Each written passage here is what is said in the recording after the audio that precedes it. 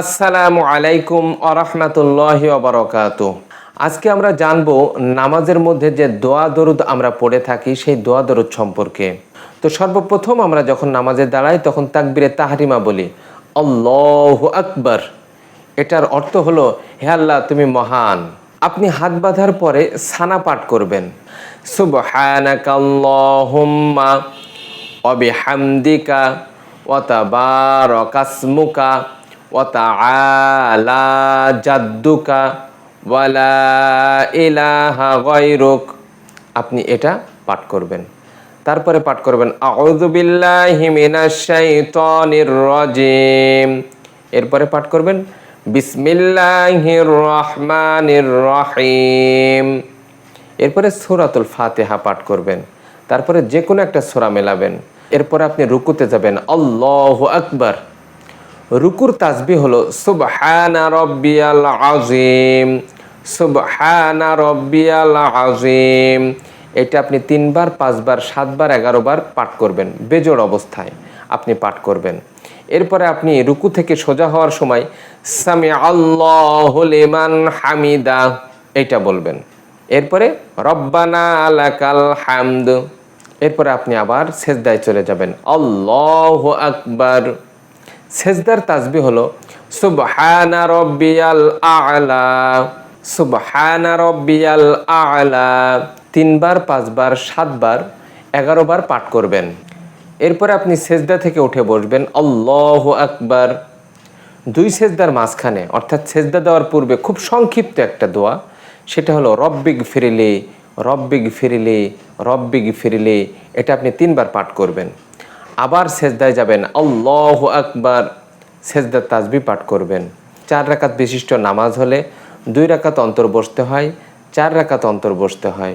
শেষ রাকাতের যে বিষয়টা সেটা হচ্ছে তাশাহুদ পড়বেন, দরুদ শরীফ পড়বেন এবং দোয়া মাসুরা পাঠ করবেন। তো বৈঠকে আপনি যেভাবে তাশাহুদ পড়বেন আমি বলে দিচ্ছি, আপনি আমার সাথে মুখ মেলান। আত্তাহিয়াতু লিল্লাহি ওয়াসসালাওয়াতু আত-তাইয়্যিবাতু আসসালামু আলাইকা আইয়ুহান নাবিয়্যু ওয়া রাহমাতুল্লাহি ওয়া বারাকাতুহু। আসসালামু আলাইনা ওয়া আলা ইবাদিল্লাহিস সালিহিন।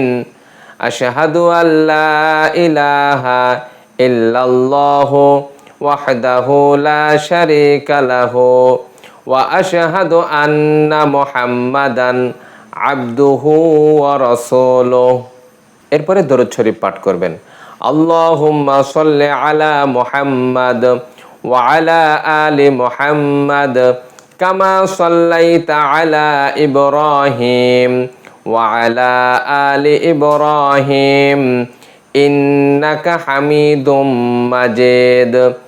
আল্লাহুম্মা বারিক আলা মুহাম্মাদিন ওয়া আলা আলি মুহাম্মাদ কামা বারাকতা আলা ইব্রাহিম ওয়া আলা আলি ইব্রাহিম ইন্নাকা হামিদুম মাজিদ।